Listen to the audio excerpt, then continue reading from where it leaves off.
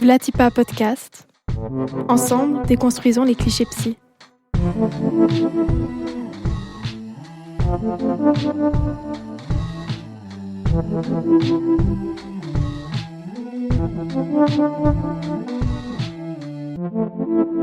Vlatipa Podcast.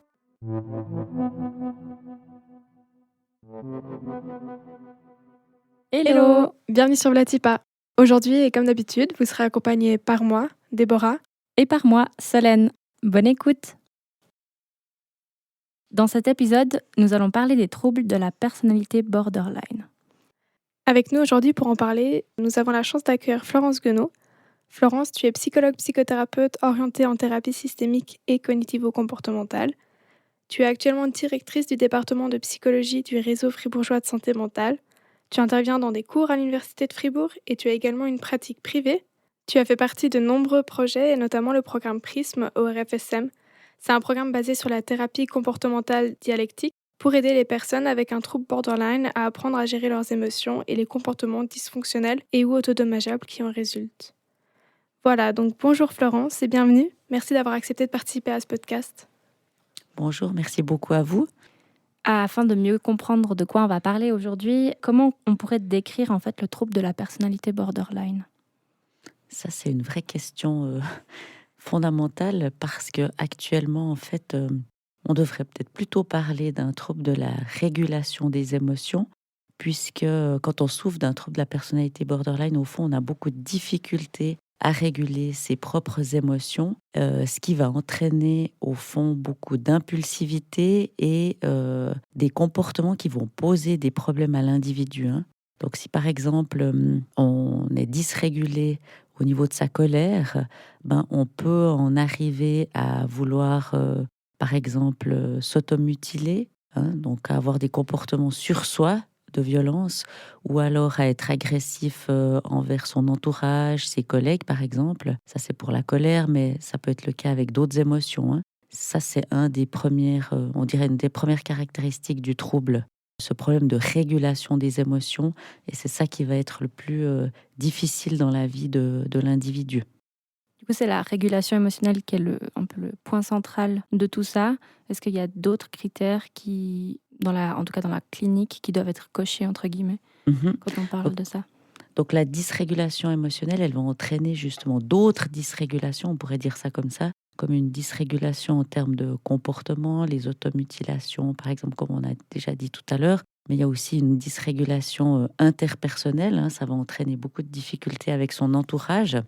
Ça peut entraîner, là j'ai parlé avant de crise de colère, mais ça peut être aussi un retrait social, quand on se sent par exemple attaqué, donc des difficultés avec les autres. Ça va entraîner des dysrégulations au niveau de ses pensées. On a plutôt des pensées par exemple négatives, on rumine beaucoup, des difficultés de concentration par exemple. Ça va entraîner aussi des dysrégulations de sa propre identité, de savoir vraiment qui je suis, ce que je veux, etc. Donc au fond, la dysrégulation des émotions, elle va entraîner beaucoup de difficultés dans toutes les sphères au fond de l'individu. Et plus le trouble est grave, plus il y a des dysrégulations dans tous les domaines. C'est vrai que, comme tu disais, il y a toutes les difficultés interpersonnelles qui ressortent beaucoup. On entend souvent un stéréotype, c'est que les personnes borderline, c'est une personne à qui on ne peut pas faire confiance, que c'est mieux de ne pas avoir dans notre entourage. Qu'est-ce que toi, tu en dirais de ça ? Ce stéréotype, il est, je pense, lié au changement émotionnel de la personne qui souffre d'un trouble borderline, puisque au cours d'une même journée, elle peut se sentir euphorique parce qu'elle a eu une excellente nouvelle le matin, mais arriver au travail et recevoir un mail qui la perturbe un peu, donc se mettre dans un état de colère intense, quitter le travail, ce qui fait que les variations émotionnelles sont assez perturbantes pour des gens qui n'ont pas de variations émotionnelles, justement. De pas savoir vraiment, on dit des fois on marche un peu sur des œufs avec les personnes borderline, parce qu'on ne sait jamais comment elles vont le prendre ou comment elles vont réagir. Donc en gros, c'est pas une question vraiment de confiance envers la personne, mais c'est plus que cette personne peut vivre énormément de changements émotionnels dans sa journée, et que ça de l'extérieur montre une grande instabilité et peut faire peur. ne pas savoir justement comment rentrer en relation avec cette personne, comment faire en sorte que ça se passe mieux et du coup marcher voilà, sur des œufs comme tu disais. C'est exactement ça. Et je peux prendre le parallèle avec quelqu'un qui, dans son entourage, vient d'apprendre, par exemple, qu'un proche a un cancer. Des fois, on dit ah, mais je sais pas quoi lui dire, je sais pas comment me comporter. En fait, il faut simplement rester soi-même et parler de ses propres craintes, hein, par exemple. Dire bah, je suis peut-être surpris que tu réagisses comme ça, mais c'était pas mon intention. Et ça peut complètement désamorcer la situation. Donc, c'est pas lié à la confiance, hein, c'est plutôt lié tout d'un coup à des explosions émotionnelles. Mais il suffit de le savoir et d'arriver en fait à le thématiser pour que la situation après elle redevienne complètement, je dirais, entre guillemets, normale. Donc au fond, les émotions, elles sont très intenses, mais elles sont aussi très changeantes et elles peuvent revenir très rapidement à un état de base. Mhm. Et cette instabilité, elle peut aussi être crainte dans des relations plus amoureuses, qui peut vraiment faire comme ça basculer fortement le couple. Et du coup, toi, ça, c'est quelque chose qui est aussi qui est revenu plusieurs fois avec tes patients ou dans ta clinique. Mhm. Dans les relations de couple, on va dire la grande difficulté, c'est la crainte de l'abandon. Donc, c'est des personnes qui vont avoir constamment peur d'être quittées, d'être trompées, d'être trahies, alors qu'il n'y a pas forcément de raison. Hein. Par exemple, de ne pas avoir une réponse du conjoint dans les minutes qui suivent l'envoi d'un message. Et puis, la personne borderline va tout de suite s'inquiéter de cette absence de réponse et ça va prendre des proportions extrêmes. Mhm. Et du coup, c'est vraiment, de nouveau, c'est pas une question de confiance envers la personne, mais ces émotions qui prennent trop de place et qui commencent à tout déstabiliser. Voilà, c'est comme Mhm. si les émotions, elles prennent le dessus, puis elles vont guider la personne en entier. Elle n'arrive plus à se raisonner. Mhm. Et là, on parlait, je fais juste un petit aparté parce que tu as dit la personne borderline, on n'a peut-être pas parlé, mais il y a quand même des femmes et des hommes qui sont touchés par le trouble de dysrégulation émotionnelle, on va l'appeler comme ça. Mhm. C'est vrai qu'avant, jusqu'à il y a une dizaine d'années, on disait qu'il y avait beaucoup plus de femmes, hein, borderline. On disait que le ratio, c'était de 3 femmes pour un homme. Et en fait, on se rend compte de plus en plus, les études ont montré actuellement que c'est tout à fait entre guillemets équitable, hein, c'est 1-1. La manifestation du trouble chez les hommes, elle est un peu différente et c'est pour ça que ça a été moins souvent diagnostiqué, parce que les hommes ont plus tendance à avoir des comportements, on dit, hétéro-agressivité. Par exemple, ils se retrouvent plus facilement en prison ou alors ils ont plus facilement des consommations de substances, alors que chez les femmes, il y a peut-être un petit peu plus d'automutilation. Mais le trouble, en fait, il est tout à fait équitable. Je parlais au féminin parce que je disais une personne, hein, mais il est tout à fait représenté équitablement. Et donc ça peut être autant chez les hommes que chez les femmes. On a aussi peut-être tendance à croire que c'est un trouble dont on ne guérit jamais, qu'on ne pourra jamais avoir une vie stable. Est-ce que c'est le cas ou est-ce qu'on peut, avec de l'aide, arriver à fonctionner dans la vie de tous les jours? C'est une excellente question. Alors, au contraire, hein, c'est un trouble dont on guérit, si on peut utiliser ce terme, hein, parce que c'est compliqué d'utiliser le terme de la guérison dans les maladies ou dans les troubles psychiques. Mais ce qui est sûr, c'est qu'il y a une grande amélioration des symptômes. Premièrement, si on est dans la bonne thérapie ou la thérapie indiquée pour le trouble de la personnalité borderline, il y en a plusieurs. Hein. Et puis, ce qu'on sait aussi, c'est que même sans thérapie, il y a une stabilisation du trouble à partir de la quarantaine parce que l'impulsivité, elle va diminuer. Après, il y a aussi eu des décès, hein, ce qui fait qu'il y a moins de troubles borderline à partir de 40 ans. Mais en tout cas, plutôt une maladie avec un bon pronostic, contrairement à ce qu'on pourrait penser, parce que ça a l'air d'être un trouble très grave, ce qui est vrai, hein, parce qu'on peut vraiment en décéder. Mais avec une bonne thérapie, une thérapie plutôt indiquée, il y a des très très bonnes chances de guérison, enfin en tout cas d'amélioration des symptômes. Du coup, finalement, c'est l'amélioration du quotidien de la personne, de ses relations et au final de sa qualité de vie. Tout à fait. Reprise, par exemple, d'une formation professionnelle, se remettre dans le collège, finir sa maturité ou finir un CFC, avoir un travail, avoir un groupe d'amis et même une vie familiale stable. Donc c'est tout à fait possible. Et sinon, toi, dans ta pratique, est-ce qu'il y a d'autres stéréotypes comme ceux-là que tu as pu beaucoup remarquer ou dont les patients et patientes souffrent beaucoup Mm. au quotidien? Peut-être celui de la manipulation. où souvent on entend autant chez les professionnels hein, que chez on va dire, chez les personnes proches, cette personne, elle a voulu me manipuler, c'est un manipulateur. Ça, c'est un des stéréotypes qu'on entend quand même assez souvent. Pourquoi? Parce que, au fond, ce trouble, il est très lié au renforçateur de l'environnement, hein. C'est-à-dire que les personnes qui souffrent d'un trouble vont être très sensibles au niveau des relations. Et si, par exemple, on leur donne de l'attention alors qu'ils vont pas très bien, eh ben, ils vont rechercher de l'attention chaque fois qu'ils vont pas bien. Donc, c'est pas une question de manipulation, mais c'est vraiment une question de renforçateur de la relation, hein. C'est comme si on donne des bonbons à un enfant qui crie à la Migros. Eh bien, évidemment, la prochaine fois, il va crier plus fort. C'est exactement la même situation, mais ça, c'est valable pas que pour le trouble de la personnalité, c'est valable pour l'être humain en général, hein. Et puis un autre préjugé qu'on entend assez souvent, c'est le fait que les personnes qui souffrent d'un trouble de la personnalité borderline ont des comportements autodommageables, par exemple s'automutilent pour attirer l'attention. Alors qu'en fait, c'est une réelle souffrance qui est due à la dysrégulation des émotions, hein, et c'est pas dans un sens de vouloir atteindre l'autre, mais c'est dans un sens de se réguler. Par exemple, une tension interne, hein. Donc, on sait que dans les automutilations, il y a une véritable baisse de la tension après l'automutilation et c'est pas lié à un contexte social. Effectivement, ça peut avoir ça comme conséquence, hein, que l'entourage va plus s'intéresser, mais c'est pas la raison première de l'automutilation. C'est vrai que justement, ces sensations qu'on se fait manipuler ou alors que la personne fait pour chercher de l'attention, ça rend des fois difficile, la relation, j'imagine. Comment est-ce qu'on peut faire si on est dans l'entourage d'une personne borderline? Comment est-ce qu'on peut agir quand on a ces sensations-là, qu'on a l'impression d'être manipulé ou qu'est-ce qu'il faudrait dire, ne pas dire, faire, pour essayer d'être une personne aidante dans l'entourage? En se souvenant, on va dire, de tous ces différents préjugés, le plus important, c'est de parler de ses propres émotions, de dire: «Mais j'ai l'impression que tu fais ça et que c'est contre moi, et par exemple, ça m'inquiète». Ça, c'est déjà un premier pas qui va vers l'autre, hein. C'est-à-dire que de pouvoir exprimer, ou bien même, hein, sa colère, de dire: «Mais quand tu me demandes ça, ça me blesse, ça me fâche», et cetera. Ça va déjà améliorer la communication. Donc de déjà pouvoir le dire et pas essayer de faire sans le verbaliser, de pouvoir le nommer, dire: «C'est ça qui se passe pour moi», et d'ouvrir un peu la discussion. Exactement.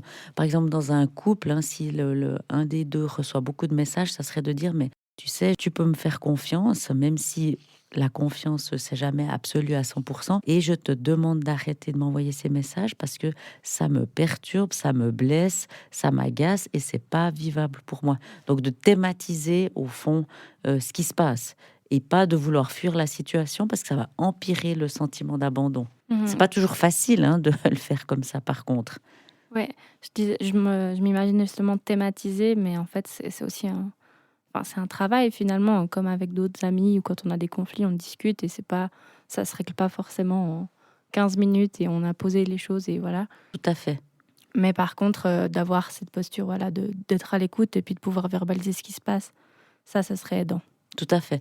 Après, les personnes borderline ont aussi des émotions, on n'en a pas parlé, positives très fortes. Et c'est des gens qui ont beaucoup de projets, qui peuvent être très joyeux, etc. Donc là, on a parlé plutôt du côté négatif, hein. Donc c'est pas que négatif hein, d'avoir quelqu'un de borderline dans son entourage, mais c'est clair que c'est un petit peu plus, on va dire, délicat dans la communication. Et on peut éviter beaucoup de crises ou de difficultés si on met ses propres limites et si on parle de soi. Et en plus de la communication, est-ce qu'il y aurait d'autres choses, qui permettraient de mieux entrer en relation avec une personne borderline?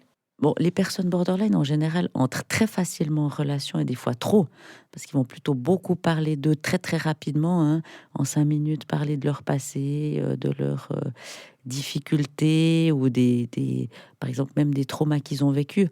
Donc là, il faudrait plutôt des fois mettre un frein à la relation en disant que voilà, c'est peut-être un peu délicat de donner tout de suite des détails comme ça et puis que voilà, la personne veut y aller progressivement. Donc voilà, c'est plutôt d'essayer de régler la relation. Et c'est pas des gens qui sont forcément très inhibés puis qui vont jamais prendre la parole, hein. Ça, c'est peut-être aussi un préjugé. Au contraire, ils vont devenir très très vite proches et après avoir été proches, quelques jours après ou quelques semaines après, ils peuvent devenir extrêmement distants ou agressifs. Donc c'est comme une sorte de dosage de la relation. Ou alors de le faire aussi avec humour. de dire, mais là, tu me dis des choses très, très personnelles, mais je ne sais pas si je vais supporter, un peu en rigolant. Ça peut beaucoup désamorcer, ça peut désamorcer passablement certaines situations. De le prendre avec légèreté Voilà, parfois. tout à fait.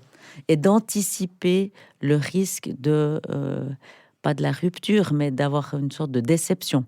Tu sais, tu me dis ça maintenant, tu as l'impression que je suis la meilleure personne du monde, mais tu verras, dans un mois, tu me supporteras plus. Ça, c'est un exemple de phrase qu'on peut dire, puisqu'il y a des variations dans les relations. Ça me fait penser cette phrase. J'étais en train de réfléchir pendant le podcast et je me disais, c'est aussi un diagnostic que parfois on pose très vite entre potes. Dire, ah, mais elle est trop borderline et tout ça. Donc aussi peut-être prendre la mesure des choses. C'est un vrai trouble, c'est une vraie souffrance. Et c'est pas juste quand on est à un changement d'humeur ou qu'on a un moment stressant dans notre vie et puis qu'on devient, voilà, qu'on change comme ça, que forcément on est borderline. Alors bien sûr, il y en a, mais je pensais à ça avant. Je me disais, ah, c'est peut-être des fois un terme qu'on utilise beaucoup pour dire, ok, c'est une personne qui a des changements d'humeur. C'est ça. Et puis c'est vrai que si on l'utilise un peu comme ça, des fois, rapidement, il y a un côté un peu dénigrant ou un peu péjoratif. Donc c'est vrai que et le terme borderline est considéré comme péjoratif beaucoup plus que schizophrène ou dépressif. Borderline, c'est un peu le préjugé de la femme hystérique qui pleure en faisant un peu du théâtre. Ça, c'est le gros préjugé du trouble, alors qu'en fait, c'est vraiment un problème de régulation des émotions. Et j'en ai pas parlé au début, mais qui vient de quoi? Qui vient quand même d'un environnement qui a été très problématique dans l'enfance, avec souvent beaucoup d'événements traumatisants, hein, agressions physiques, sexuelles, etc., milieu très dénigrant, etc. Donc quand on dit elle est borderline, justement, on sent dans la voix un peu Un jugement. Voilà. Et puis ce côté un peu péjoratif, elle exagère. Je fais exprès de dire un peu au féminin, justement. Alors qu'en fait, c'est un problème de régulation des émotions que l'enfant a appris pour ne pas finalement poser des soucis à ses parents qui étaient, ses parents, ou en tout cas les donneurs de soins, ou même des fois c'est aussi des enseignants, qui étaient des fois souvent dénigrants ou abuseurs, etc. Donc c'est un mode relationnel et puis un mode de fonctionnement émotionnel qui a été appris dans un environnement invalidant ou un environnement pas très bon. Exactement, très problématique. Tout à fait. Et puis tu disais avant que ce sentiment, cette stigmatisation de dire il me manipule, voilà, ça arrive aussi chez les professionnels et que du coup on n'est pas, en étant proche d'une personne, on peut pas, des fois on n'a pas non plus les ressources pour faire face à ça et que même en tant que professionnel, on peut avoir ces clichés qui nous arrivent en tête des fois qu'on a envie d'exprimer.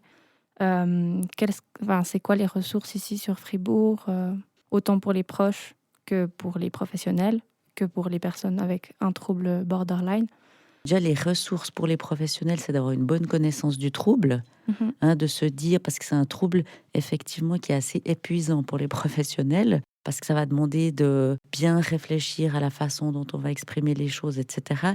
Et du coup, si on comprend bien le trouble, on aura beaucoup moins la sensation d'être épuisé et du coup d'être manipulé, etc. Ça, c'est déjà un premier point. Ce qui manque, c'est justement la formation des professionnels sur ce trouble. C'est déjà un premier point. Et quelles sont les ressources pour les proches de ces personnes? Est-ce qu'il y a des groupes de parole ou comme ça? Et puis, quelles sont les ressources particulièrement pour les personnes atteintes du trouble? À Fribourg, on a pour les proches le groupe Connexion familiale qui finalement va aider l'entourage à mieux comprendre le trouble, à savoir mieux réagir, et puis aussi avoir une sorte d'espace pour finalement échanger autour de la difficulté d'être un proche de quelqu'un qui a un trouble de la personnalité borderline. Et ça, c'est un groupe très, très précieux qui s'appelle donc Connexion familiale, qui a aussi lieu dans le canton de Vaud et dans le canton de Genève. Et puis, pour les personnes qui souffrent d'un trouble borderline à Fribourg, il y a le programme PRISM, qui est un programme qui finalement comprend, on pourrait dire ça comme ça, à la fois des entretiens individuels, un suivi psychothérapeutique individuel et une participation à un groupe thérapeutique, soit durant une année, soit durant 6 mois, soit uniquement la participation au groupe. Donc à Fribourg, on a passablement bien développé la prise en soin de ce trouble. Le seul problème, c'est qu'on a beaucoup d'attentes, une très grande liste d'attentes. Et justement, durant cette attente, est-ce qu'il y a des choses qu'on peut faire si on a envie de de venir en aide à des personnes qu'on connaîtrait qui ont un trouble borderline ou si on est directement une personne avec ces difficultés-là? Alors, pendant le temps d'attente, il y a ce qu'on appelle e-Prism. C'est un programme online qui a été développé justement pour finalement permettre déjà d'acquérir quelques compétences. Et puis, du coup, les personnes peuvent tout à fait nous contacter et puis on va leur expliquer comment accéder à ce programme online. Et en tout cas, commencer un suivi, même si c'est pas un suivi spécialisé, avoir déjà un espace d'échange, ça c'est de toute façon précieux. Puis ce programme, il a aussi été développé, en tout cas le groupe pour les adolescents, hein, puisque on peut souffrir de ce trouble déjà dans l'adolescence. C'est peut-être justement un autre cliché, c'est qu'on ne peut pas avoir de troubles de la personnalité borderline si on n'est pas adulte. Donc dans les faits, en fait, on pourrait déjà avoir un diagnostic comme ça à l'adolescence. Oui. En fait, souvent, on a un peu décrié ce trouble à l'adolescence en disant que c'était le propre de l'adolescence d'avoir des problèmes de régulation des émotions. Mais quand il y a le trouble qui se manifeste, c'est vraiment dans une proportion beaucoup plus grande, hein, on pourrait dire, où il y a une réelle souffrance, des idées suicidaires, on n'en a pas encore parlé, mais des risques aussi de mise en danger extrême. Et c'est pas seulement une fois qu'il y a une automutilation, hein, c'est quelque chose de très très sévère. C'est pour ça que les experts de ce trouble ont décidé de poser ce trouble déjà à l'adolescence pour pouvoir accéder au traitement optimal. Donc c'est pas une simple crise d'adolescent comme on pourrait l'imaginer, c'est vraiment avec beaucoup plus d'ampleur et puis comme tu disais, des idées suicidaires, des comportements autodommageables, et cetera. Voilà, même des tentatives de suicide, des mises en danger, une souffrance qui dure depuis plus de 6 mois avec des mises en danger. Là, on peut vraiment poser le diagnostic. Peut-être que finalement, le terme en soi, trouble de la personnalité, peut aussi avoir rajouté de la stigmatisation sur le fait qu'on n'avait pas envie de le diagnostiquer trop tôt, parce que ça a amené beaucoup d'images. Et puis peut-être que c'est ça aussi qui retient peut-être encore certaines personnes, mais que c'est en train de se déconstruire et puis que Mhm. le travail peut être fait tôt pour justement aider à un meilleur pronostic, à une meilleure qualité de vie. C'est ça. Et c'est vrai que plus le trouble est pris tôt, ben c'est comme pour tous les troubles psychiques, hein, meilleur sera finalement comment on pourrait dire, la guérison ou en tout cas le résultat, puisque l'adolescent qui est bien pris en soin pourra mieux réussir sa formation professionnelle, alors que si on commence une thérapie à 40 ans, ben c'est sûr qu'il y a déjà une partie finalement de la vie qui est derrière et c'est beaucoup plus compliqué de recommencer une formation à 40 ans que de terminer quelque chose à 16 ans. Donc finalement, déstigmatiser autour du terme, autour du nom, ne serait-ce que ça, qui est en train de changer probablement, autour de ce que ça amène, de comment les proches réagissent, ça permettrait déjà de se sentir mieux avec ce trouble et puis de recevoir des aides plus adaptées. Tout à fait. Mais je pense que la nouvelle génération comme vous est moins à stigmatiser ce genre de trouble. On espère. Et justement, tu parlais donc de comment est-ce que la prise en charge a lieu et puis qu'il y a la possibilité d'améliorer les symptômes, de faire en sorte d'avoir une vie qui soit convenable et qui vale la peine d'être vécue. C'est quoi les aspects qui sont le plus importants à travailler justement quand on va aller en thérapie comme ça? C'est quoi qui va faire qu'on puisse avoir des relations stables, une vie stable, un travail stable, etc.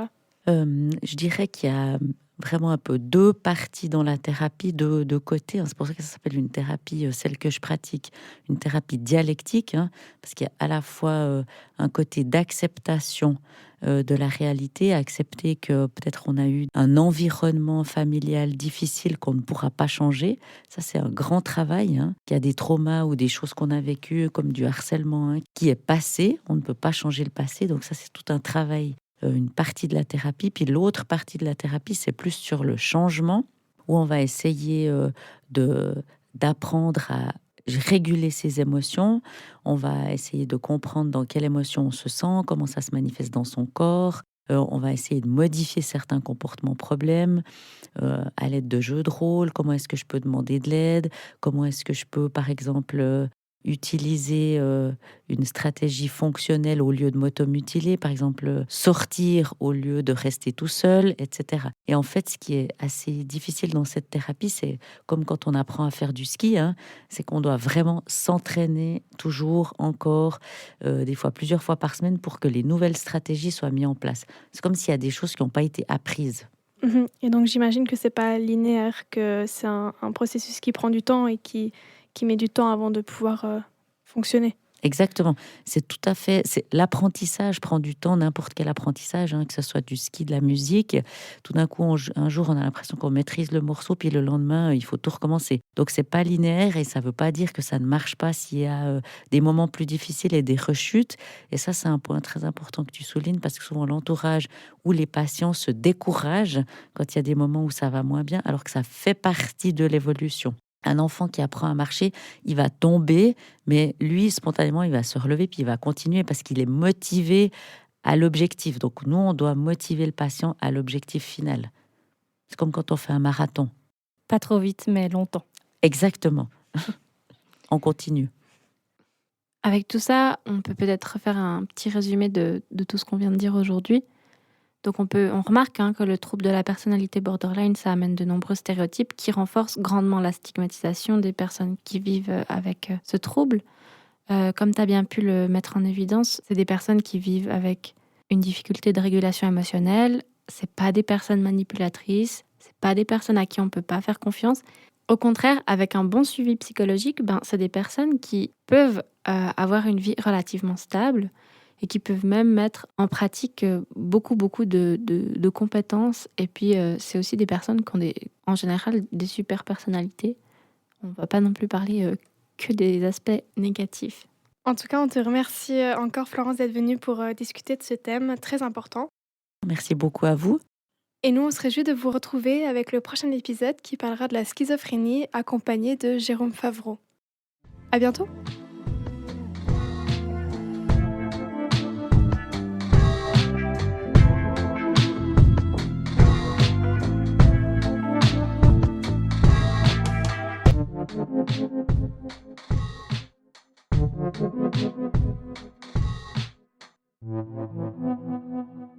Vladipa.